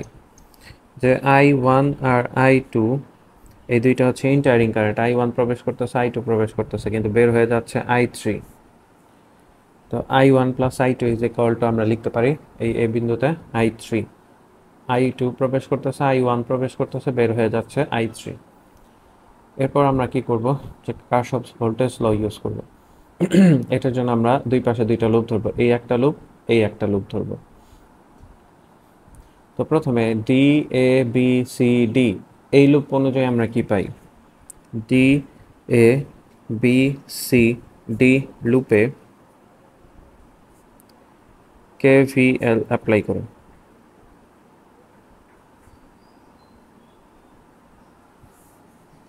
কেভিএল অ্যাপ্লাই করে আমরা কি পাই? আমরা এই বরাবর যাব, এই বরাবর যখন যাচ্ছি দেখলাম তড়িৎ প্রবাহ এই দিক থেকে এই দিকে যাচ্ছে, অর্থাৎ প্লাস থেকে মাইনাসের দিকে যাচ্ছে। তাহলে আগে যখন প্লাস পড়তেছে, এই প্লাসের জন্য এই অংশটুকুর যে বিভব লস সেটা আমাদের বের করতে হবে। তো রোধ তো হচ্ছে 3 ওহম আর তড়িৎ প্রবাহ যাচ্ছে I1, তাহলে এখানে আমরা লিখতে পারি 3 ইন্টু I1। এরপর এইদিকে যাচ্ছি, এইদিকে যখন যাচ্ছি তখন এইটাও প্লাস থেকে মাইনাসের দিকে যাচ্ছি, তো I3, এখানে তড়িৎ প্রবাহের মান দেওয়া আছে I3 আর রোধ দেওয়া আছে 2 ওহম, তাহলে +2I3। তারপরে এইদিকে আসতেছি, এদিকে আসলাম, তারপরে এখানে কিন্তু আগে আমরা মাইনাস পাচ্ছি, -6 ভোল্ট, তাহলে -6 ডি বিন্দুতে আসলাম, তো ইজ ইকুয়াল টু 0। যে একটা লুপে কারশফস ভোল্টেজ লতে আমরা পড়ছিলাম, একটা লুপে সামগ্রিকভাবে যে ভোল্টেজটা পাওয়া যাবে সেটা লুপের ক্ষেত্রে ভোল্টেজের মান হচ্ছে 0। তাহলে 3I1 প্লাস 2I3 এর পরিবর্তে আমরা I1 প্লাস I2 লিখতে পারি, এটা is equal two 6। 3I1 plus 2I1 plus 2I2, এটা ইজ ইকুয়াল টু 6। এই দুইটা যোগ করলে 5I1 প্লাস 2I2, এটা ইজ ইকুয়াল টু 6। এটাকে সমীকরণ 1 ধরলাম। এখানে আমরা I3 এর পরিবর্তে I1 প্লাস I2 লিখছি, যে এখান থেকে এই একটা লুপের কাজ শেষ। এখন আবার এই লুপটা ধরবো, E A B F A, E A B F E লুপে কেভিএল অ্যাপ্লাই করব। কেভিএল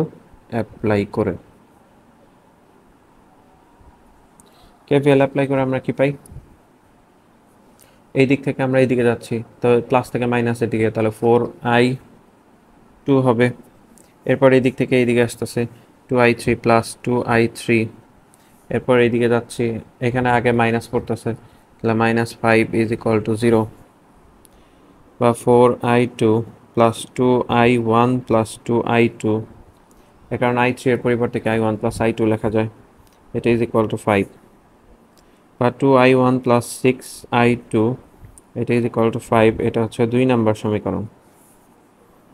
তো একটা পেলাম হচ্ছে 5I1 plus 2I2 is equal two 6, আর একটা পেয়েছি 2I1 প্লাস 6I2, এটা ইজ ইকুয়াল টু 5। তো এই দুইটা সমীকরণকে ক্যালকুলেটরের মাধ্যমে আমরা সমাধান করব, ক্যালকুলেটর দিয়ে সমাধান করে পাই, এই কথাটাও এখানে লিখে দিব। ক্যালকুলেটর দিয়ে সমাধান করে পাই।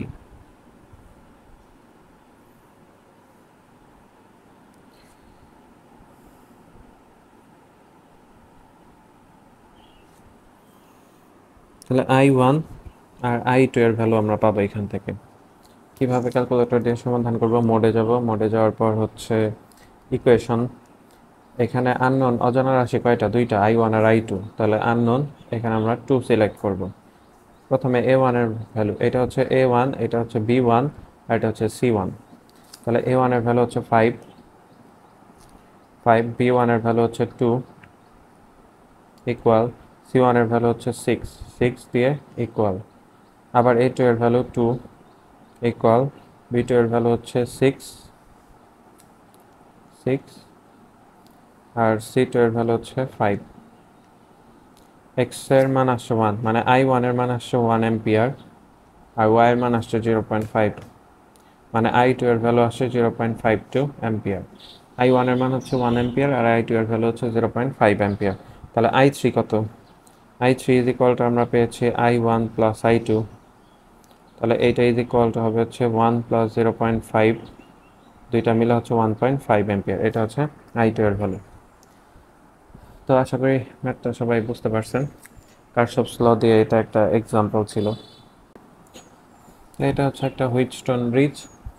এই হুইটস্টোন ব্রিজের 4 বাহুতে 4টা রোধ থাকে। এটাকে আমরা হচ্ছে মানে প্রত্যেক বাহুর যে তড়িৎ প্রবাহ, এটা আমরা কারশফস ল দিয়ে সলভ করতে পারি। সিলেট বোর্ড 2017 একটা কোশ্চেন আছে, এটা আমার চ্যানেলে এটা সলভ করা আছে, সিলেট 2017। এই হুইটস্টোন ব্রিজের প্রত্যেক বাহুর ক্ষেত্রে যে তড়িৎ প্রবাহ নির্ণয় করা, সেই কোশ্চেনটা আছে।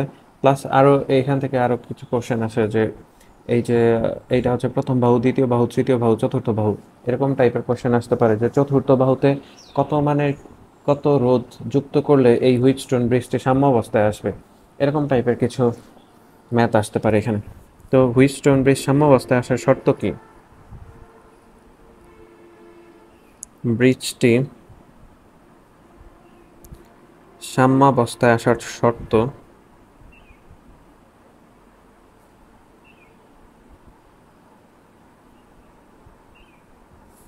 আইজি, অর্থাৎ গ্যালভানোমিটারের ভেতর দিয়ে কোনো তড়িৎ প্রবাহ যেতে পারবে না। এই গ্যালভানোমিটারের ভেতর দিয়ে যদি কোনো তড়িৎ প্রবাহ না যায়, তাহলে বৃষ্টি সাম্যাবস্থায় আসবে। তখন আমরা P/Q is equal two R/S এই সূত্র ইউজ করতে পারবো। অর্থাৎ এই দুইটি রোধের অনুপাত ইকুয়াল এই দুইটা রোধের অনুপাত, বা এই দুইটার অনুপাত ডিভাইড হচ্ছে এই দুইটার অনুপাত। তো এই দুইটা অনুপাত যদি সমান হয়, তাহলে আমরা বলতে পারবো যে হুইটস্টোন ব্রিজটি সাম্যাবস্থায় আছে বা সাম্যাবস্থায় যদি থাকে। এই কোশ্চেনটা যদি আমাদের বলা হয়, তাহলে আমরা মানে কোশ্চেনে যদি এটা বলা হয়, তাহলে আমরা এই সূত্র ইউজ করতে পারবো, P/Q is equal two R/S। তো এই সম্পর্কিত একটা কোশ্চেন আমরা সলভ করি, যে এখানে ধরলাম P বিন্দুতে 4 ওহম আছে, Q বিন্দুতে 3 ওহম আছে, R বিন্দুতে 7 ওহম আছে, S বিন্দুতে 3 ওহম আছে। বললো কোশ্চেন মানে প্রত্যেকটা বিন্দুর রোধের মান দেওয়া আছে। বললো চতুর্থ বাহুতে কত মানের রোধ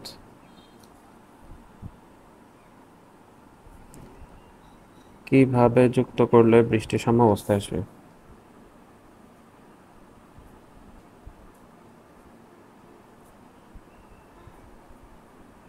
বৃষ্টি সাম্যাবস্থায় আসবে।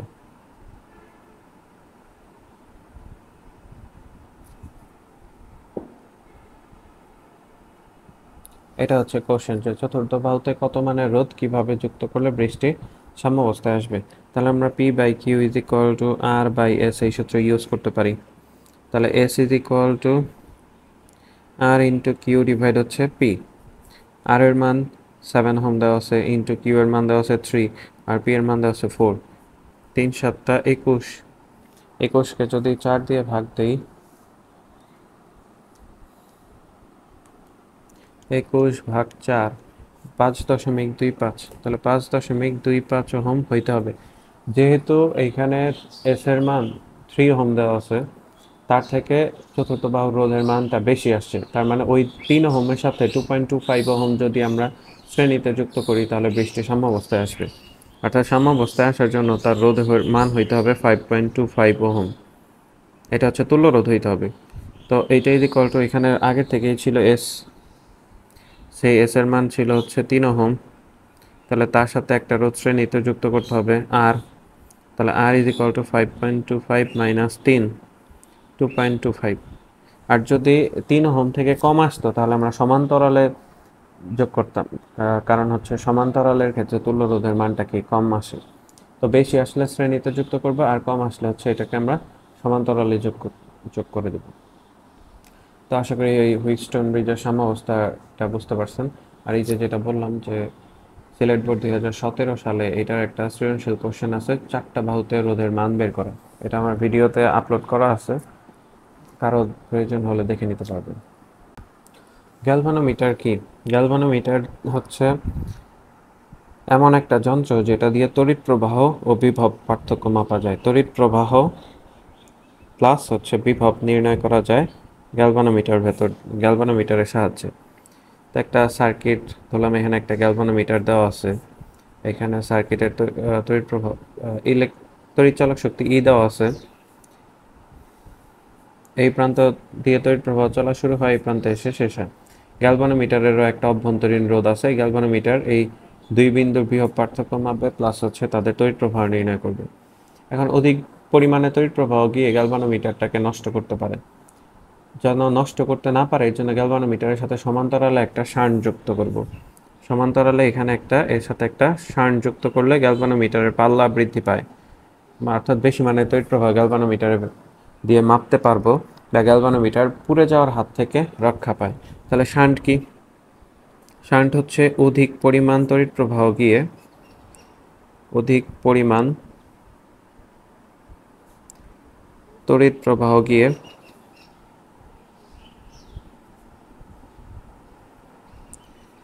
যেন গ্যালভানোমিটারকে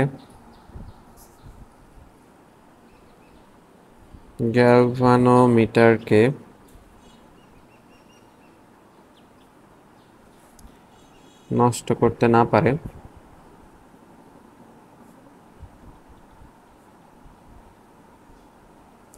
এজন্য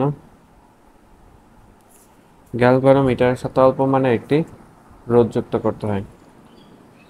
গ্যালভানোমিটারের সাথে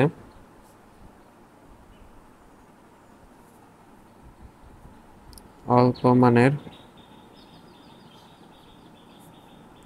রোধ যুক্ত করতে হয়।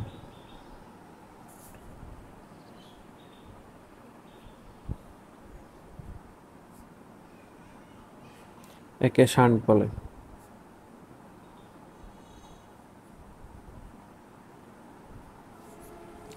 তো অধিক পরিমাণ তড়িৎ প্রবাহ গিয়ে যেন গ্যালভানোমিটারটাকে নষ্ট করতে না পারে, এই জন্য গ্যালভানোমিটারের সাথে অল্প মানের রোধ যুক্ত করতে হয়, একে শান্ট বলে। তাহলে আমরা এখন যদি গ্যালভানোমিটার প্রবাহ বের করতে চাই, আইজি, এটা হচ্ছে গ্যালভানোমিটার প্রবাহ। উপরে হচ্ছে তার বিপরীত রোধ মানে শান্টের রোধ, নিচে হচ্ছে দুইটার যোগফল শান্ট প্লাস গ্যালভানোমিটার ইনটু সার্কিটের মূল প্রবাহ, মানে এই পয়েন্টে যে প্রবাহটা আসে সেইটা। তাহলে IG is equal to S divide S plus G into I. এটা দিয়ে গ্যালভানোমিটারের পাল্লা বৃদ্ধি ম্যাথ করা যায়। আবার শান্টের প্রবাহ কত? শান্টের প্রবাহ হবে উপরে হচ্ছে তার বিপরীত রোধ মানে গ্যালভানোমিটারের রোধ, নিচে এস প্লাস জি দুইটার যোগফল ইন্টু হচ্ছে বর্তনীর মূল প্রবাহ।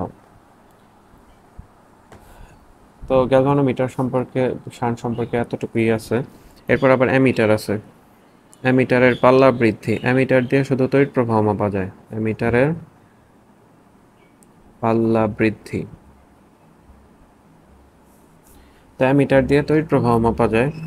তো এইটা হচ্ছে একটা অ্যামিটার, এর পাশে প্লাস, এর পাশে হচ্ছে মাইনাস। এই অ্যামিটারটাকেও অধিক পরিমাণ তড়িৎ প্রবাহ হাত থেকে রক্ষা করার জন্য এর সাথেও সমান্তরালে একটা অল্প মানের রোধ যুক্ত করতে হয়, যেটা হচ্ছে শান্ট। তাই অ্যামিটারের ক্ষেত্রে পাল্লা কিভাবে বৃদ্ধি করবো, অর্থাৎ অধিক পরিমাণ তড়িৎ প্রবাহ আমি অ্যামিটার দ্বারা কিভাবে মাপবো। শান্টের মতোই এটারও হচ্ছে আমরা গ্যালভানোমিটার শান্টের মতো সূত্রটা বের করতে পারি। যেমন এখানে অ্যামিটারের প্রবাহ I A is equal to কী হবে, ওপরে হচ্ছে তার বিপরীত রোধ অর্থাৎ শান্টের রোধ, নিচে এস প্লাস ছোট হাতের আর। অ্যামিটারের অভ্যন্তরীণ রোধ দেওয়া আছে, ধরলাম ছোট হাতের আর অভ্যন্তরীণ রোধ, তাহলে এস ডিভাইড এস প্লাস আর ইন্টু হচ্ছে এই পয়েন্টে সার্কিটের মূল প্রবাহ যেটা আসতেছে সেটা। তো আমরা অ্যামিটারের পাল্লা বৃদ্ধি করতে চাচ্ছি। এই পাশে আই এর মান, তো আই এই থাকবে, অ্যামিটার যে পরিমাণ তড়িৎ প্রবাহ মাপতে পারে সেটাই থাকবে, মানে সর্বোচ্চ যে পরিমাণ তড়িৎ প্রবাহ অ্যামিটার ভেতর দিয়ে যাবে সেটাই, এস প্লাস আর ইন্টু এইখানে আগে যে তড়িৎ প্রবাহ চলতেছিল তার থেকে ধরলাম 2 গুণ বা 3 গুণ বেশি তড়িৎ প্রবাহ চলবে, তাহলে 2 ইন্টু আই, বা সরি এন ইন্টু আই নিলাম, মানে এন গুণ বেশি চলবে। তাহলে এই আই কাটা, মানে আই এ কাটা। তাহলে এখানে আমরা লিখতে পারি হচ্ছে এন এস ডিভাইড হচ্ছে এস প্লাস আর, এটা ইজ ইকুয়াল টু 1, বা N S is equal to S plus R লিখতে পারি আমরা, N S minus S is equal to R. এরপরে এখান থেকে এস কমন নিতে পারি, n-1, এটা ইজ ইকুয়াল টু আর, আমাদের বের করতে হবে শান্টের রোধ এস এর মান, তাহলে S is equal to R divide n-1। তাহলে আমি একটা, তো এখান থেকে যদি আমাদের কোশ্চেনে দেওয়া থাকে যে তড়িৎ প্রবাহ আগের তুলনায় n গুণ বেশি হচ্ছে, মানে প্রবাহ চলতে চাচ্ছে অ্যামিটারের ভেতর দিয়ে, মানে n গুণ আগে যে তড়িৎ প্রবাহ চাচ্ছিল তার থেকে 3 বা 4 গুণ বেশি তড়িৎ প্রবাহ যাবে, তাহলে সেই n এর মান হবে হচ্ছে সেই 3 বা 4 গুণ। n এর মান 3 বা 4 বসাবো -1, আর উপরে হচ্ছে অ্যামিটারের অভ্যন্তরীণ রোধ, এইটা দিয়ে হচ্ছে সেই অ্যামিটারের পাল্লা, মানে পাল্লা যে বৃদ্ধি, আর কত মানের শান্ট তার সাথে যুক্ত করতে হবে পাল্লা বৃদ্ধি করার জন্য, সেটার মানটা চলে আসবে। আশা করি অ্যামিটার পাল্লা বৃদ্ধি গ্যালভানোমিটার এই টপিকটা বুঝতে পারছেন। এরপর হচ্ছে meter bridge post office box, এগুলা দিয়ে অজানা রোধ নির্ণয় করা যায়। মিটার ব্রিজ, এটা দিয়ে অজানা রোধ বের করা যায়। এটাকে অনেকটা হচ্ছে হুইস্টন ব্রিজ নীতি ব্যবহার করে করা হয়।